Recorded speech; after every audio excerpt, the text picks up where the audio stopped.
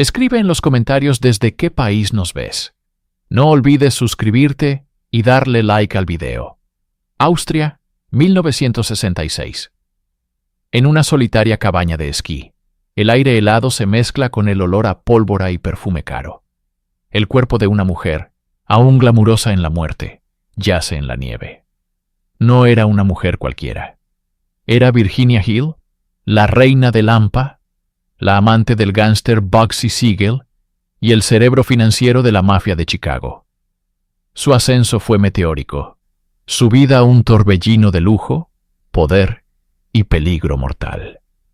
Pero su caída fue un misterio que la policía nunca pudo resolver. ¿Fue suicidio o el último acto de una venganza mafiosa? Hoy desentrañamos los secretos sangrientos de la mujer que conocía todos los pecados de Las Vegas. En el corazón polvoriento y empobrecido de Lipscomb, Alabama, el 26 de agosto de 1916, nació una llama que el mundo aún no estaba preparado para contener.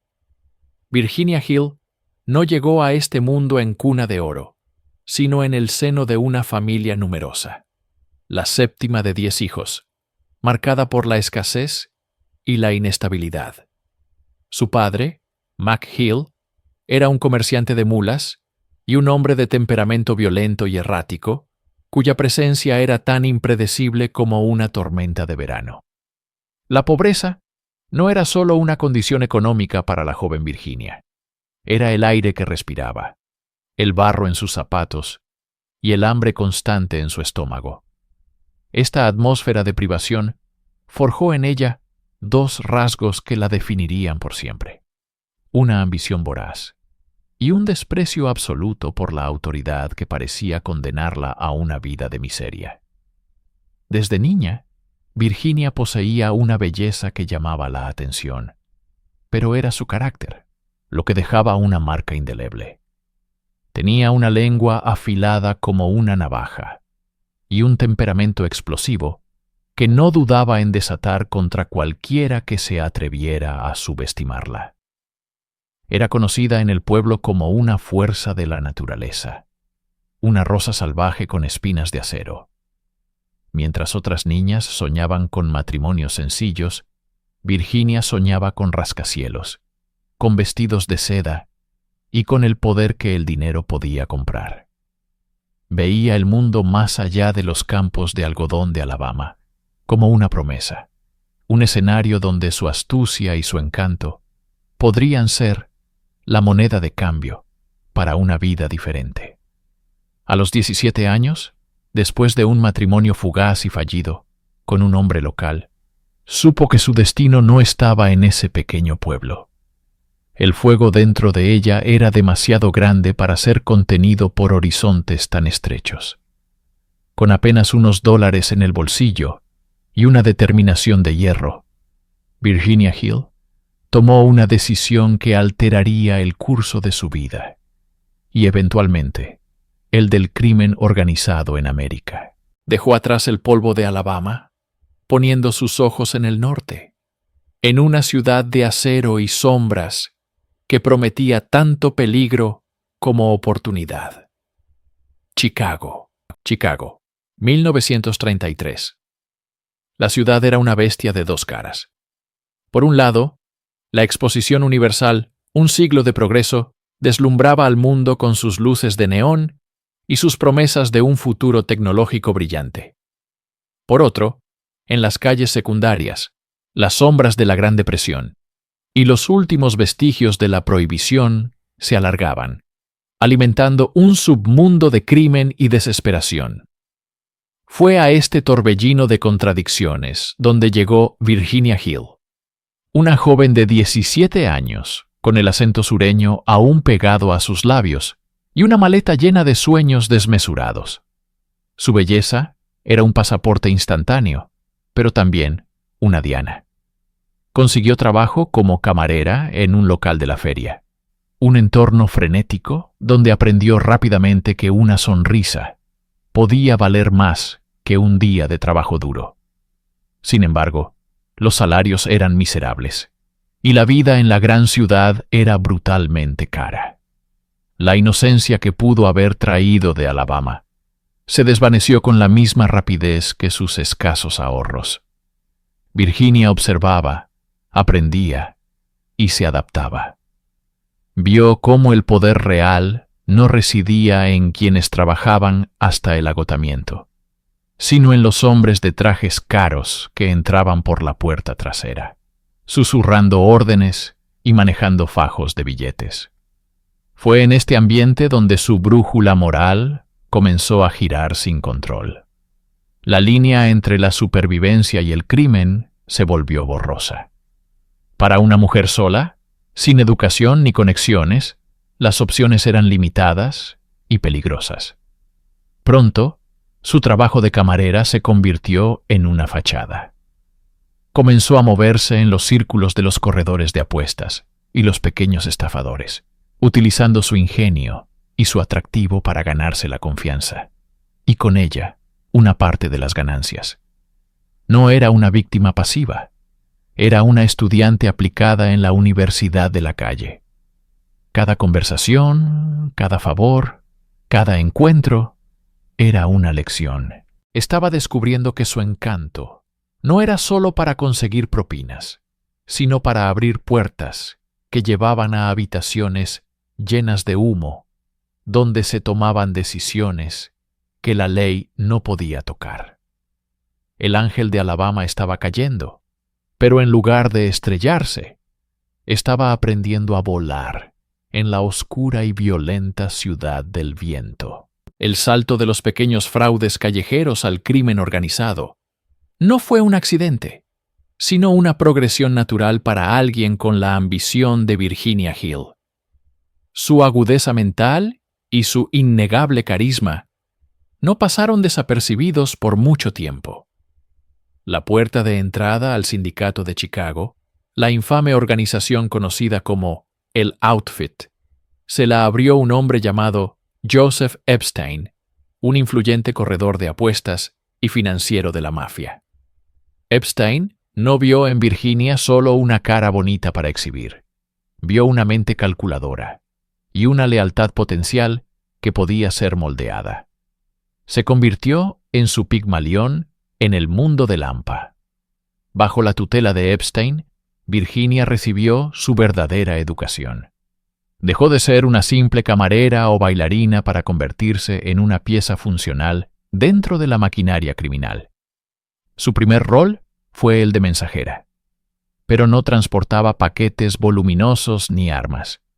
Su carga era mucho más valiosa: información. Viajaba por todo el país, de Chicago a Nueva York, de Florida a California, llevando mensajes cifrados y órdenes verbales entre los capos de las diferentes familias. Su apariencia inocente y su encanto natural la hacían pasar desapercibida para la ley, convirtiéndola en un fantasma eficiente y confiable. Pronto, sus responsabilidades se ampliaron. Epstein le enseñó los fundamentos del lavado de dinero. Virginia aprendió a contar grandes sumas de efectivo, a memorizar libros de contabilidad paralelos y a entender los flujos de dinero ilícito que mantenían a flote al sindicato. Su memoria fotográfica se volvió legendaria. Podía recordar cifras, nombres y fechas con una precisión asombrosa, convirtiéndose en un libro de cuentas andante, una caja fuerte humana que no dejaba rastro de papel. Esta no era la vida de una simple novia de gángster. Virginia no estaba al margen, estaba en el centro de las operaciones. Escuchaba, absorbía y se ganaba el respeto, no solo por su belleza, sino por su discreción y su inteligencia. Estaba en la escuela de Lampa, y sus profesores eran los criminales más notorios de América. Cada viaje, cada entrega, cada cifra memorizada, era una lección que la preparaba para su inevitable ascenso en una jerarquía donde la confianza era la moneda más valiosa y la traición se pagaba con la vida. Con los conocimientos adquiridos bajo la tutela de Joseph Epstein, Virginia Hill perfeccionó su activo más potente, su capacidad para seducir al poder.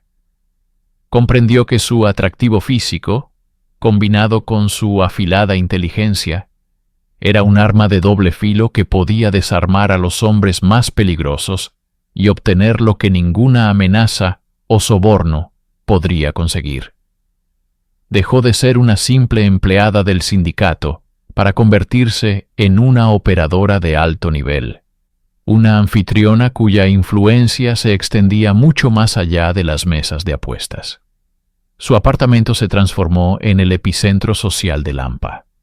Organizaba fiestas legendarias que borraban las líneas entre el crimen, los negocios y la alta sociedad.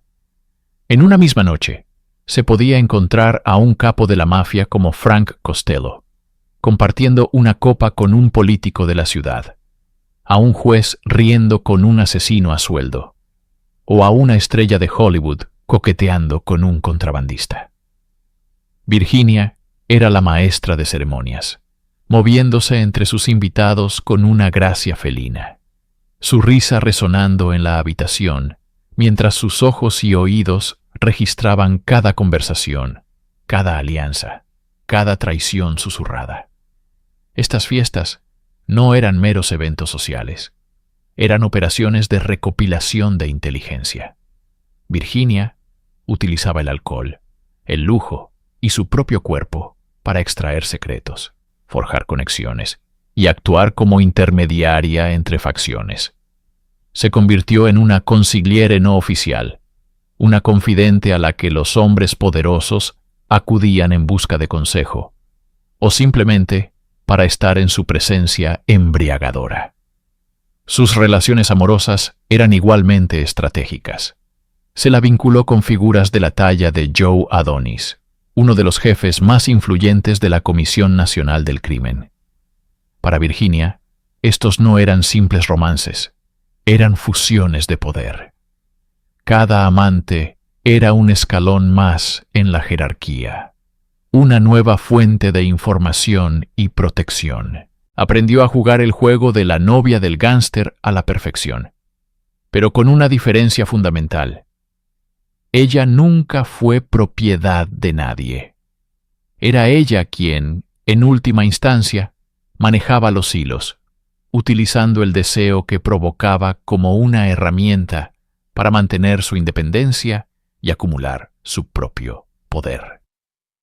El encanto era su armadura y su espada, y con ella estaba a punto de atraer la atención del hombre que la catapultaría a la leyenda y la arrastraría a su trágico final. Virginia Hill ya no era solo una cara bonita en el brazo de un gángster. En los pasillos susurrantes del sindicato del crimen, su nombre se había convertido en sinónimo de algo mucho más valioso: eficiencia y discreción. Había trascendido el papel de amante para convertirse en un activo indispensable, una pieza clave en la vasta maquinaria financiera que lavaba el dinero manchado de sangre de la nación. Su mente era una caja fuerte. A diferencia de otros contables que confiaban en libros de contabilidad que podían ser incautados, Virginia operaba con un sistema mucho más seguro: su memoria fotográfica. Podía recordar cifras, nombres, fechas y transacciones con una precisión asombrosa, convirtiéndose en un libro de contabilidad andante, un fantasma en el sistema que las autoridades no podían confiscar. Su función era la de Bagman, o más bien, Bagwoman, una mensajera de confianza. Pero su rol era infinitamente más complejo. Viajaba por todo el país y más allá, con maletas que a menudo contenían cientos de miles de dólares en efectivo. Sus destinos eran variados, desde bancos en la neutral Suiza hasta intermediarios en la Ciudad de México. Cada viaje era una operación de alto riesgo, un ballet de sigilo y engaño. Se registraba en hoteles de lujo bajo alias, se reunía con contactos en cafés anónimos y realizaba depósitos que transformaban las ganancias de la extorsión, el juego ilegal y el asesinato en capital aparentemente legítimo. La confianza que figuras como Frank Costello y Meyer Lansky depositaron en ella era monumental. En un mundo donde la traición se pagaba con una bala en la nuca, confiarle a alguien el control de flujos de efectivo tan masivos era el máximo galardón. Virginia entendía el poder que esto le confería. No era una simple empleada. Era una guardiana de secretos, la depositaria de la salud financiera de la organización. Sabía quién le debía dinero a quién, qué operaciones eran rentables, y lo más peligroso de todo, dónde estaban enterrados los cuerpos financieros. Esta posición la colocó en el centro neurálgico del poder, pero también la envolvió en una capa de peligro constante. Cada dólar que contaba, cada secreto que guardaba, la ataba más profundamente a la mafia, forjando cadenas de oro y miedo que serían casi imposibles de romper. Antes de que el nombre de Bugsy Siegel se entrelazara para siempre con el suyo, Virginia Hill se movía en los círculos más elevados y peligrosos del crimen organizado de la costa este. Su principal mentor y amante durante este período fue una figura de inmenso poder, Joe Adonis. Nacido como Giuseppe Dotto, Adonis era un capo formidable de la familia criminal Luciano, un hombre conocido por su vanidad, su crueldad y su astucia para los negocios. Controlaba un vasto imperio de garitos, burdeles y sindicatos en Brooklyn y Manhattan. Fue bajo el ala de Adonis donde Virginia perfeccionó su educación en el AMPA. Él vio en ella más que belleza. Reconoció su inteligencia, su audacia y su habilidad innata para navegar en un mundo de hombres violentos.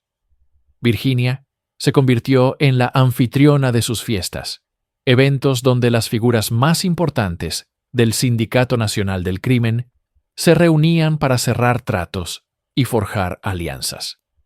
Era en estas reuniones donde ella observaba, escuchaba y aprendía.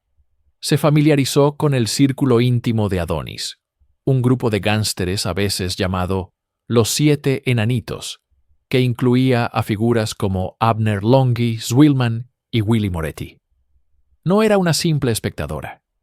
Virginia participaba, facilitando conversaciones, suavizando egos y transmitiendo mensajes. Se convirtió en un nexo social y de información. Su apartamento, pagado por Adonis, no era solo un nido de amor, sino una casa segura, un lugar de encuentro neutral donde se podían discutir negocios lejos de oídos indiscretos. A cambio de su lealtad y sus servicios, Adonis la cubrió de lujos, pieles, joyas, un estilo de vida que la mayoría solo podía soñar. Pero este lujo tenía un precio. Vivía en un estado de alerta perpetua, consciente de que cualquier error, cualquier palabra fuera de lugar, podría ser fatal. Aprendió a compartimentar sus emociones, a presentar una fachada de encanto y despreocupación, mientras su mente calculaba constantemente los riesgos y las recompensas. Su relación con Adonis y su círculo no fue un mero interludio romántico. Fue su aprendizaje final, la graduación con honores de la Universidad del Crimen. La preparó para el siguiente nivel, para el hombre que definiría su leyenda y sellaría su destino. El traslado a la costa oeste fue una movida estratégica del sindicato. Hollywood, con su glamour, su dinero y su moralidad flexible, era un territorio virgen listo para ser conquistado. El hombre enviado para esta tarea era una fuerza de la naturaleza. Benjamin Bugsy Siegel.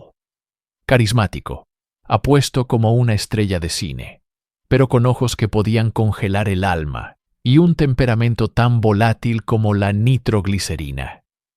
Era una leyenda viviente del AMPA, uno de los fundadores de Murder, Inc., y su reputación de violencia psicótica le precedía.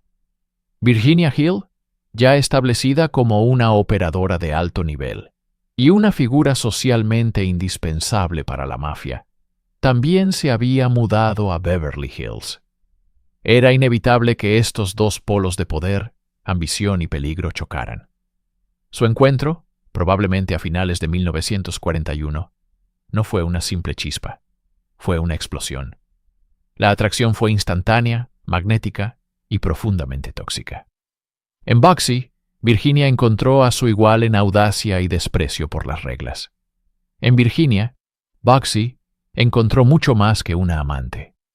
Vio una mente aguda, una mujer que no se dejaba intimidar por su reputación, que podía igualar su ingenio y que entendía su mundo desde dentro.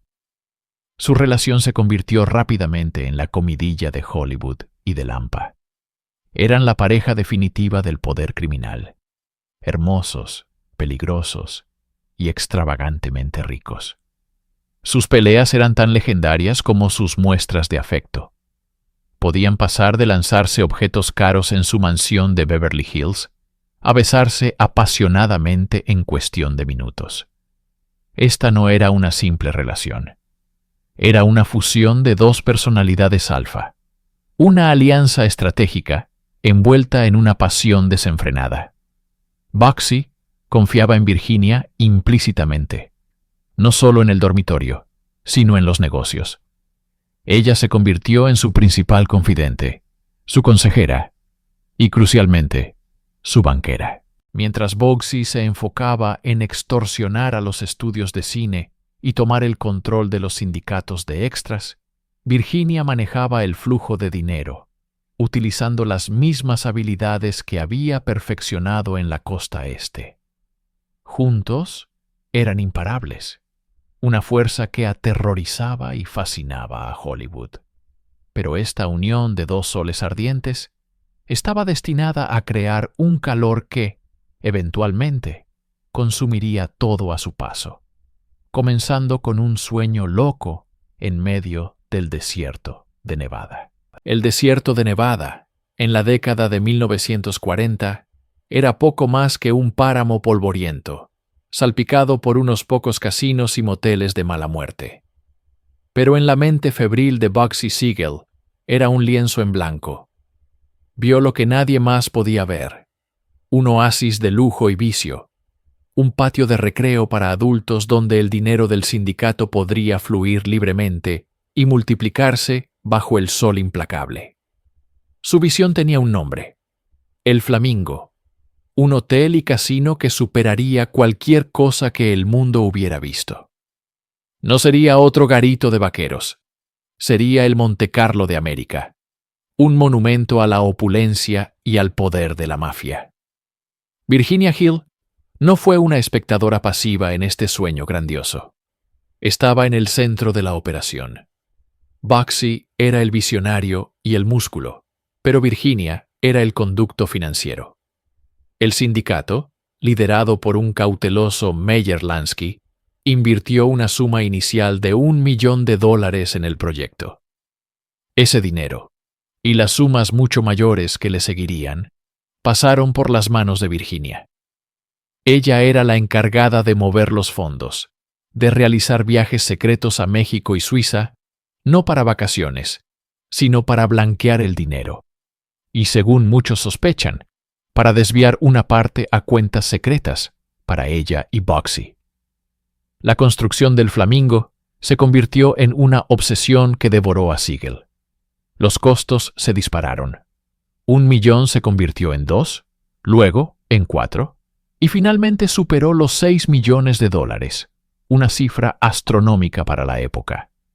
Los retrasos, el robo de materiales por parte de contratistas y la propia manía de Bugsy por la perfección convirtieron el sueño en una pesadilla financiera.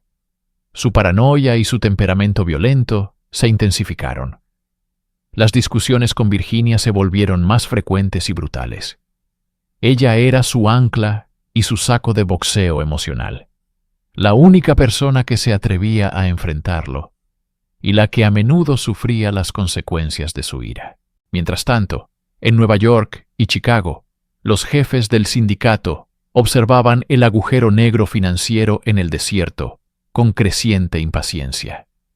El Flamingo no era solo un edificio de estuco y neón, era una prueba de la competencia de Bugsy, y estaba fallando estrepitosamente. La presión aumentaba, el dinero se agotaba, y el hermoso pájaro rosa, que debía poner huevos de oro, se estaba convirtiendo en un albatros alrededor del cuello de Siegel. Virginia Hill no era simplemente una mensajera. Reducirla a ese papel sería subestimar groseramente la complejidad de su mente y su importancia crítica para el Sindicato Nacional del Crimen. Ella era la arquitecta de su sistema financiero clandestino, la guardiana de sus secretos más oscuros y la arteria principal por la que fluían millones de dólares manchados de sangre.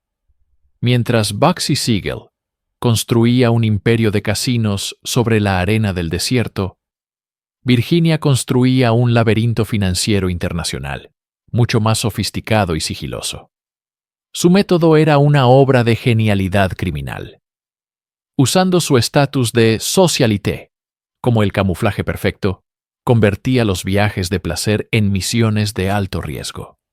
Abordaba aviones hacia Zúrich o Ciudad de México, no con maletas llenas de vestidos de alta costura, sino con forros secretos repletos de fajos de billetes de $100. Era el dinero de las extorsiones de Chicago, de los narcóticos de Nueva York y de las apuestas ilegales de costa a costa. Se movía con una confianza escalofriante, desarmando a los agentes de aduanas con una sonrisa y una historia sobre unas vacaciones de compras. En Suiza, no visitaba balnearios, sino las discretas oficinas de bancos privados, donde depositaba el dinero del sindicato en cuentas numeradas, anónimas e intocables. En México, negociaba con funcionarios corruptos para blanquear fondos a través de empresas fantasma. Era una operación de una escala asombrosa, que requería nervios de acero, una mente para los números y una lealtad absoluta. Los capos más temidos, como Lucky Luciano y Meyer Lansky, le confiaron sus fortunas. Esta confianza le otorgó un poder inmenso, pero también la convirtió en un objetivo. Ella sabía dónde estaba enterrado cada dólar sucio, un conocimiento que era tanto su póliza de seguro como su sentencia de muerte. Psicológicamente, esta actividad alimentaba su necesidad de control y desafío. Cada viaje exitoso era una victoria contra el sistema que la había despreciado, una reafirmación de su superioridad intelectual sobre los hombres que la subestimaban. No solo se enriquecía, estaba tejiendo la red que mantenía unido a Lampa, convirtiéndose en una figura indispensable y, por lo tanto, peligrosamente expuesta. La mansión de Virginia Hill en Beverly Hills no era solo una casa, era un escenario, un teatro del exceso donde el glamour de Hollywood colisionaba con la brutalidad de Lampa. Sus fiestas se convirtieron en leyenda, eventos decadentes donde actores de primera línea como George Raft brindaban con asesinos a sueldo, y los jefes de estudio intercambiaban susurros con capos de la mafia. Virginia presidía estas veladas como una reina en su corte, envuelta en satén y diamantes, orquestando un ballet de poder, dinero y peligro. El alcohol fluía como un río. La música de las big bands llenaba el aire, pero bajo la superficie brillante, la tensión era palpable. Cada conversación era una negociación, cada sonrisa una máscara. Virginia era la dueña de este universo. Gastaba el dinero de la mafia con un abandono casi psicótico, abrigos de bisón por docenas, joyas que podían cegar y un armario de alta costura que rivalizaba con el de cualquier estrella de cine. Pero este despliegue de riqueza no era solo por placer, era una armadura. Era una declaración desafiante al mundo y a su propio pasado miserable. Ya no era la chica pobre de Alabama. Era intocable. Sin embargo, detrás de la fachada de la anfitriona perfecta, se escondía una mente fracturada por la paranoia. Vivía en un estado de alerta constante, consciente de que los mismos hombres que besaban su mano en sus fiestas eran capaces de ordenar su muerte sin pestañear. Sus legendarios ataques de ira, a menudo dirigidos a Bugsy Siegel, eran erupciones de un miedo y una presión insoportables. Rompía jarrones caros, lanzaba insultos como cuchillos y se sumía en profundas depresiones. El exceso era su droga, una forma de ahogar el terror existencial de saber que su vida pendía de un hilo. Su hogar, un palacio de placer, era también su jaula dorada, equipada con pasadizos secretos y espejos de doble cara. Confiaba en muy pocos y sospechaba de todos. La reina de Lampa reinaba sobre un imperio de cristal, sabiendo que un solo movimiento en falso, una palabra equivocada, podría hacerlo añicos y sepultarla bajo sus ruinas. El Hotel Flamingo no era solo un edificio, era la encarnación de la arrogancia y el sueño febril de Bugsy Siegel, y Virginia Hill estaba en el epicentro de ese sueño. Fue su gusto por el lujo y su visión de la opulencia lo que infló el proyecto hasta convertirlo en el casino más caro jamás construido. Pero estaba siendo financiado con el dinero de Meyer Lansky y Lucky Luciano, hombres que no entendían de sueños, solo de beneficios. A medida que el presupuesto se disparaba de $1,5 millones a más de $6 millones, la paciencia del sindicato se agotaba. Los susurros en las trastiendas se convirtieron en acusaciones. Se creía que Siegel y Hill estaban robando a sus propios jefes, desviando millones para sus cuentas privadas en Suiza, las mismas cuentas que Virginia había establecido. La desastrosa noche de apertura del Flamingo en diciembre de 1946 fue el principio del fin. El casino, aún sin terminar, perdió cientos de miles de dólares en sus primeras semanas. Para los inversores de la mafia, esto no era un mal negocio, era una traición.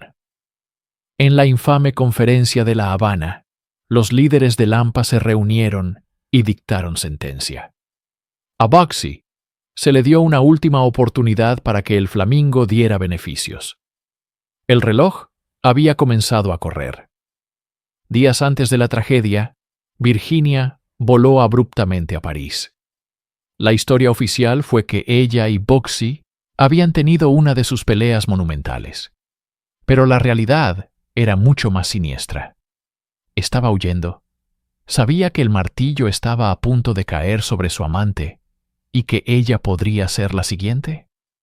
La noche del 20 de junio de 1947, mientras Bugsy leía el periódico en el salón de la casa de Virginia en Beverly Hills, un tirador disparó una carabina M1 a través de la ventana. Las balas destrozaron su rostro, expulsando uno de sus famosos ojos azules al otro lado de la habitación. Fue una ejecución brutal, un mensaje claro. A los pocos minutos de su muerte, los hombres de Lansky entraron tranquilamente en el Flamingo, en Las Vegas, y anunciaron que estaban a cargo. La transición fue impecable, fría y aterradora. Al otro lado del mundo, Virginia se enteró de la noticia y se desmayó. Pero, ¿eran sus lágrimas de dolor, de miedo, o de un oscuro y complicado alivio por haber escapado por poco del mismo destino? En 1951, Estados Unidos estaba paralizado por un nuevo tipo de espectáculo: las audiencias del Comité Kefauver, transmitidas por televisión a una nación fascinada y horrorizada. Por primera vez, los ciudadanos veían los rostros de los hombres que dirigían el crimen organizado. Y en medio de este desfile de matones y contables de la mafia, apareció una figura que nadie esperaba: Virginia Hill. Fue citada como testigo estrella, y el comité, presidido por el senador Estes Kefauver, esperaba doblegarla, exponerla como la ramera de la mafia y hacerla confesar los secretos del sindicato. Cometieron un error garrafal de cálculo. Virginia entró en la sala del tribunal no como una víctima arrepentida, sino como una reina desafiante. Vestida a la última moda, con un sombrero de ala ancha que ensombrecía su rostro, se enfrentó al panel de senadores con un desdén apenas disimulado. Su testimonio fue una clase magistral de evasión, sarcasmo y pura audacia. Negó saber nada sobre los negocios de sus amantes. Cuando le preguntaron cómo había acumulado tal fortuna, respondió con frialdad que era una buena ahorradora y que los hombres simplemente eran generosos con ella. Jugó el papel de la mujer fatal, una criatura de instinto y emoción, no de intelecto criminal, una fachada que los senadores, prisioneros de los prejuicios de su época, no supieron cómo penetrar. Frustrados por su obstruccionismo, intentaron avergonzarla, aludiendo a su vida sexual. En lugar de acobardarse, Virginia contraatacó, creando un escándalo mediático y haciendo que los senadores parecieran tontos e ineficaces. Se negó a ser la penitente que ellos querían. Su actuación fue más que una autoprotección. Era una demostración de lealtad al código de silencio de la mafia. Sabía que una palabra fuera de lugar no solo la enviaría a la cárcel, sino que firmaría su sentencia de muerte. Al desafiar al gobierno de los Estados Unidos en la televisión nacional, Virginia Hill se convirtió en un ícono instantáneo, pero también selló su destino. Había demostrado ser incontrolable tanto para la ley como para el AMPA. Se había vuelto demasiado famosa, demasiado ruidosa, una bomba de tiempo que guardaba demasiados secretos. Su desafío público la dejó completamente sola, una paria para ambos mundos que una vez había conquistado.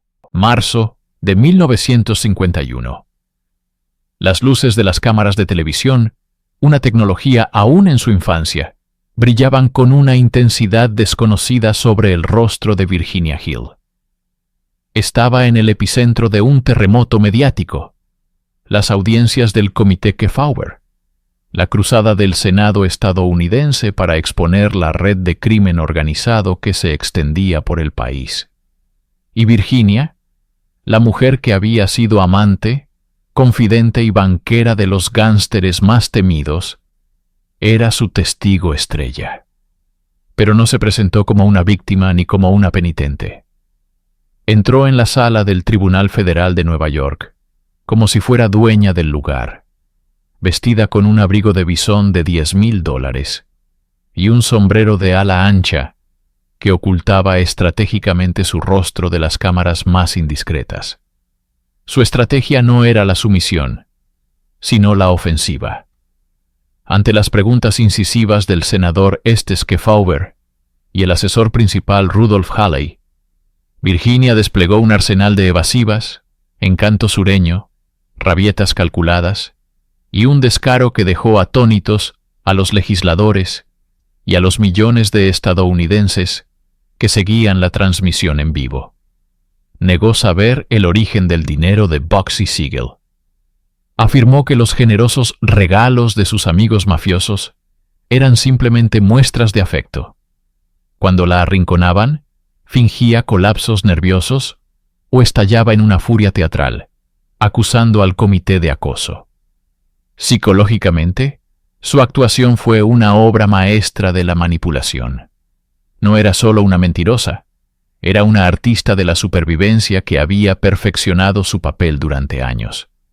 Sabía que la verdad la condenaría, no solo legalmente, sino que firmaría su sentencia de muerte a manos de la mafia. Su única salida era crear una farsa tan grande, tan escandalosa, que la narrativa se centrara en su personalidad y no en los hechos. Se presentó como la chica buena corrompida, una mujer que simplemente tenía suerte con los hombres ricos, desafiando al comité a demostrar lo contrario. Pero bajo la arrogancia se escondía un pánico palpable. Cada pregunta sobre finanzas, sobre el Flamingo, sobre sus viajes a México, era una pala que cavaba más hondo en la tumba de Boxey y se acercaba a la suya. El comité no consiguió una confesión, pero logró algo más. Despojó a Virginia de su aura de intocable. La expuso ante el mundo y, lo que es más importante, ante el Servicio de Impuestos Internos. Su testimonio no la salvó. Simplemente la marcó como el siguiente objetivo. El espectáculo de las audiencias que Fauver había terminado. Pero para Virginia Hill, el verdadero terror apenas comenzaba. La atención nacional que había cultivado con tanto esmero se convirtió en una maldición. El IRS, armado con su propio testimonio sobre un estilo de vida fastuoso y sin ingresos declarados, descendió sobre ella con la fuerza de un huracán. Le presentaron una factura de impuestos por más de $500,000, una cifra astronómica diseñada para aplastarla. Sus activos fueron congelados, sus propiedades embargadas. Los amigos poderosos que antes la colmaban de diamantes y efectivo, ahora se desvanecían en las sombras, temerosos de la misma atención federal. La reina de la noche de Hollywood y Las Vegas se encontró repentinamente sola, acorralada y sin un centavo. Su trono se había convertido en una silla eléctrica. La huida no fue una opción, sino una necesidad. En una noche de 1951, con la red del gobierno cerrándose a su alrededor, Virginia tomó a su hijo pequeño, Peter, y cruzó la frontera hacia México, el mismo país que había servido como conducto para el dinero de la mafia. Pero México ya no era un refugio seguro. Sintiéndose observada, paranoica de que los agentes del Tesoro o los sicarios del sindicato pudieran encontrarla, puso su mirada en el otro lado del Atlántico. Europa se convirtió en la tierra prometida, un continente donde esperaba reinventarse, desaparecer. Se instaló en París, intentando recrear la vida de lujo a la que estaba acostumbrada, pero era una imitación barata. El dinero se agotaba rápidamente. La mujer que una vez manejó millones ahora contaba los francos. Fue durante este período de desesperación que conoció a Hans Hauser, un apuesto campeón de esquí austriaco. Para Virginia, él representaba una oportunidad, una nueva identidad, una vida normal lejos de la sangre y el crimen. Se casaron, y ella se convirtió en la señora Hauser, una esposa y madre en los Alpes austriacos. Psicológicamente, este fue su intento más desesperado por escapar no solo de la ley, sino de sí misma. Creía que un cambio de nombre y de escenario podría borrar el pasado. Pero un exilio autoimpuesto es también una prisión. Lejos de las luces de neón y el poder, Virginia era una extraña, una mujer con un pasado inconfesable y un futuro incierto, una reina sin reino, atormentada por el conocimiento de que los fantasmas que había dejado atrás podían cruzar el océano en cualquier momento. Instalada en su nueva vida en los pintorescos Alpes, como la esposa de un héroe deportivo local, Virginia Hill intentó proyectar una imagen de domesticidad y paz. Pero la fachada era frágil, casi transparente. El pasado no era algo que se pudiera abandonar como un abrigo viejo.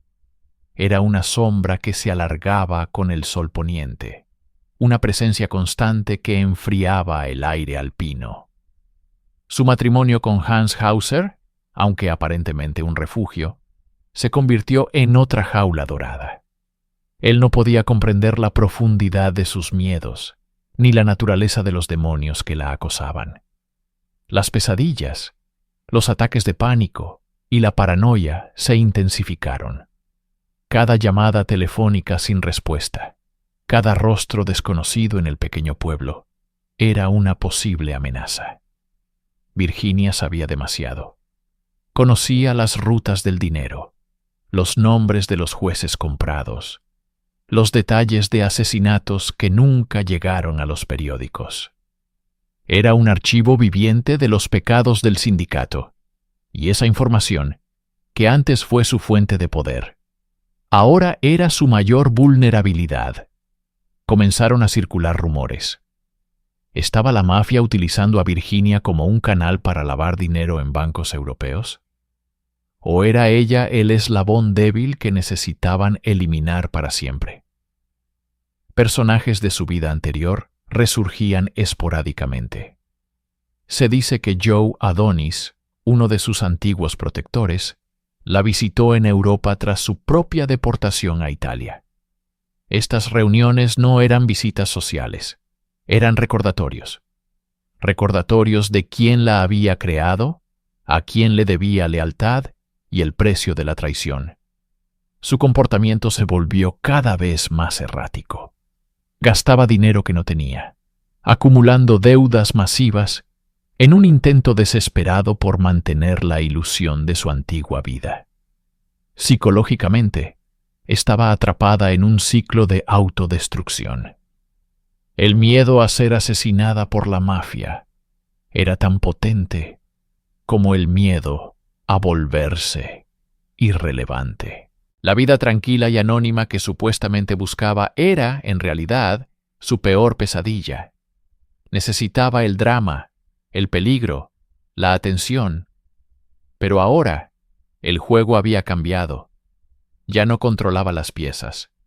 Era un peón en un tablero mucho más grande, y sentía cómo las figuras más oscuras se movían para acorralarla, para un jaque mate final del que no podría escapar. A mediados de la década de 1960, el exilio europeo de Virginia Hill se había agriado hasta convertirse en una pesadilla. La fachada de respetabilidad se había derrumbado por completo, revelando la desesperación que había debajo. Estaba ahogada en deudas. Su matrimonio con Hans Hauser se desmoronaba bajo el peso de sus secretos y su comportamiento volátil. Sus antiguos benefactores de la mafia habían cortado el flujo de dinero. La habían utilizado y ahora, agotada su utilidad y convertida en un riesgo, la habían descartado. Pero en el mundo del sindicato, ser descartado rara vez significaba ser olvidado. Virginia se había convertido en una bomba de tiempo. Sabía dónde estaban enterrados los cuerpos, tanto literal como figuradamente. Su conocimiento abarcaba décadas de operaciones de la mafia, desde Chicago hasta La Habana y Las Vegas. Y ahora, desesperada por dinero y acorralada, existía el temor real de que pudiera intentar vender esa información. La pregunta no era si tenía enemigos, sino cuál de ellos actuaría primero. La lista de sospechosos era un quién es quién del crimen organizado. Estaba Lucky Luciano, el arquitecto de la mafia moderna, que operaba desde su propio exilio en Italia. Virginia había sido su mensajera y amante. Su silencio era primordial.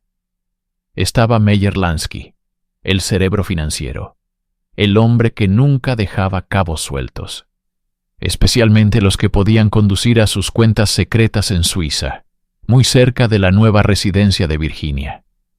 Y luego estaba el outfit de Chicago, los herederos de Capone, que la habían apadrinado en sus inicios. Para ellos, la lealtad era absoluta, y la traición se pagaba con la vida. La deuda de Virginia no era solo monetaria, era una deuda de sangre. Había vivido gracias a la generosidad de asesinos y ladrones, había disfrutado de los frutos de sus crímenes. Ahora, el sindicato venía a cobrar. Su creciente desesperación la llevó a hacer llamadas frenéticas a antiguos contactos en Estados Unidos, suplicando, amenazando veladamente, recordando a la gente lo que sabía. Psicológicamente, era el grito de un animal atrapado, alternando entre la sumisión y la agresión. Cada llamada era un clavo más en su ataúd, una confirmación para sus antiguos socios de que se había convertido en un problema que requería una solución permanente. La red se estaba cerrando, no con agentes del IRS, sino con una amenaza mucho más antigua y letal. La reina de Lampa estaba a punto de pagar el precio final por su corona. El glamour de Hollywood y el neón de Las Vegas eran un recuerdo lejano, casi una alucinación, en el paisaje helado de Koppel, Austria. Tras su deportación de Estados Unidos en 1951, Virginia Hill, la mujer que había manejado millones para la mafia, se encontró exiliada en una tierra extraña, envuelta en un silencio tan profundo como la nieve que cubría los Alpes. Su vida, antes un torbellino de fiestas, poder y peligro, se había reducido a una existencia monótona y aislada. El dinero, que una vez fluyó por sus manos como agua, ahora era un goteo escaso. Los viejos amigos del sindicato habían cortado todos los lazos. Una Virginia Hill, sin acceso a los corredores del poder y bajo el escrutinio del IRS, era más un lastre que un activo. Su único ancla en este mundo era su hijo, Peter. Pero su relación estaba fracturada por el peso del pasado de su madre y la inestabilidad de su presente. Psicológicamente, la caída fue brutal. Virginia había construido su identidad sobre la base del control, la seducción y la influencia. Despojada de estas herramientas, se enfrentó a un vacío aterrador. La mujer que había intimidado a gánsteres y desafiado al gobierno, ahora era prisionera de sus propios fantasmas en una casa alquilada. Los días se volvieron indistinguibles, marcados únicamente por el frío creciente y la menguante esperanza. Se dice que pasaba horas mirando por la ventana, observando la nieve caer, quizás viendo en cada copo un reflejo de sus oportunidades perdidas y sus errores fatales. La presión era inmensa. El IRS no la soltaba, exigiendo millones en impuestos atrasados, una suma que ya no podía ni soñar con pagar. Estaba atrapada, sin pasaporte válido para ir a otro lugar y sin aliados a quienes recurrir. La reina había sido destronada y abandonada en un páramo helado, y la desesperación, como una hipotermia del alma, comenzaba a congelar sus últimas fuerzas. El 24 de marzo de 1966, el frío silencio de los Alpes austriacos fue finalmente roto. Unos excursionistas descubrieron el cuerpo de Virginia Hill, cerca de un arroyo, en un bosque nevado, no lejos de su casa en Koppel. Tenía 49 años. La investigación local fue sorprendentemente rápida y concluyente. Suicidio por una sobredosis de somníferos. El informe oficial pintaba el retrato de una mujer quebrada, acosada por las deudas y la depresión, que había decidido poner fin a su solitaria miseria. Sobre el papel, la historia era plausible. Virginia estaba aislada, sin dinero, y abandonada por todos los que una vez la adularon. La desesperación que la consumió en sus últimos días era real y palpable.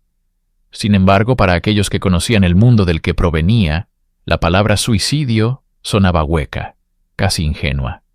Inmediatamente surgieron las dudas, susurros que se convirtieron en una teoría alternativa persistente. Virginia Hill no se suicidó, fue silenciada. El momento de su muerte era, como mínimo, sospechoso. Ocurría en plena época de las audiencias de Valachi, cuando el gobierno estadounidense estaba destripando públicamente a la Cosa Nostra. Joseph Valachi, un soldado de la familia genovese, se había convertido en el primer miembro de la mafia en romper la omertá a gran escala. Virginia, con su conocimiento íntimo de las finanzas del sindicato, las conexiones internacionales y los secretos de hombres como Luciano, Costello y Siegel era una bomba de tiempo. Si alguna vez decidía hablar a cambio de un trato, o simplemente por venganza, podría haber implicado a figuras de alto nivel y desmantelado operaciones enteras. ¿Fue su muerte una limpieza final de cabos sueltos? ¿Una advertencia para otros que pudieran pensar en hablar? No había signos evidentes de violencia en su cuerpo, pero en el mundo de la mafia, las muertes, rara vez, son lo que parecen. Un puñado de pastillas forzadas puede parecer idéntico a una sobredosis voluntaria. La verdad se perdió en la nieve de Austria, dejando solo una pregunta inquietante. ¿Eligió ella el silencio eterno o se lo impusieron? El legado de Virginia Hill es mucho más complejo que el de una simple amante de gánsteres.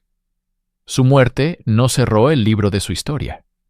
Por el contrario, subrayó la magnitud de los secretos que se llevó consigo. Virginia fue una figura transformadora en el crimen organizado, una pieza clave en la evolución de la mafia, de una colección de bandas callejeras a un sindicato internacional sofisticado. Su principal contribución fue su papel como arquitecta financiera. Mucho antes de las complejas redes de lavado de dinero de hoy en día, Virginia Hill fue pionera. Utilizando su encanto, su inteligencia y una audacia sin límites, se movía con facilidad entre continentes, transportando dinero en efectivo, estableciendo cuentas en bancos suizos y tejiendo una red financiera opaca que mantenía el dinero del sindicato fuera del alcance de la ley.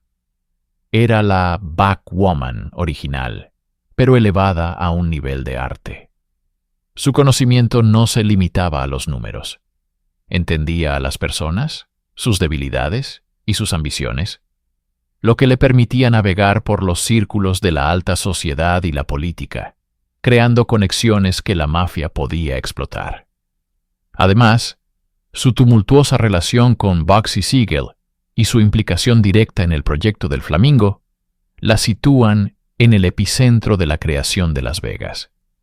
El Flamingo no fue solo un casino, fue el prototipo, la prueba de concepto de que el desierto de Nevada podía convertirse en una máquina de hacer dinero para el crimen organizado. Virginia fue el conducto a través del cual fluyó gran parte de ese dinero sucio. Su vida abrió una verdadera caja de Pandora, revelando la profunda simbiosis entre el AMPA y la sociedad legítima. Demostró cómo el dinero del crimen podía infiltrarse en la economía, financiar proyectos masivos y corromper instituciones. Su testimonio ante el comité Kefauver, aunque evasivo, ofreció al público un vistazo a este mundo oculto. Si hubiera hablado plenamente en 1966, las revelaciones podrían haber sido catastróficas, no solo para la mafia, sino para los empresarios, políticos y funcionarios que habían hecho negocios con ellos en la sombra. Su legado es, por tanto, el de una innovadora del crimen y un recordatorio perpetuo del vasto y oscuro iceberg de corrupción que se esconde bajo la superficie. Las luces de neón de Las Vegas parpadean hoy con una intensidad que ni Bugsy Siegel podría haber imaginado. Los casinos son corporaciones multinacionales y los gánsteres de antaño han sido reemplazados por ejecutivos con trajes caros. Sin embargo, si uno escucha atentamente por encima del ruido de las máquinas tragamonedas y el bullicio de la multitud, casi se puede oír el eco de una voz desafiante con acento sureño. Es el fantasma de Virginia Hill, una presencia indeleble en el ADN de la ciudad que ayudó a crear y que a su vez la destruyó. Su historia es la tragedia arquetípica del sueño americano corrompido. Una mujer de orígenes humildes que usó su ingenio y su ambición para ascender a las cimas del poder y la riqueza. solo para descubrir que el precio de ese ascenso era su propia alma. La imagen pública de la reina de Lampa, descarada, glamurosa, cubierta de pieles y joyas, ocultaba una realidad de constante miedo, traición y soledad. Vivió en un mundo donde el amor era transaccional y la lealtad una conveniencia temporal.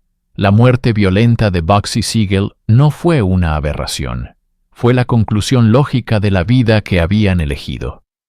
Su propio final, ya fuera por su propia mano o por la de otro, fue el último pago de una deuda impagable.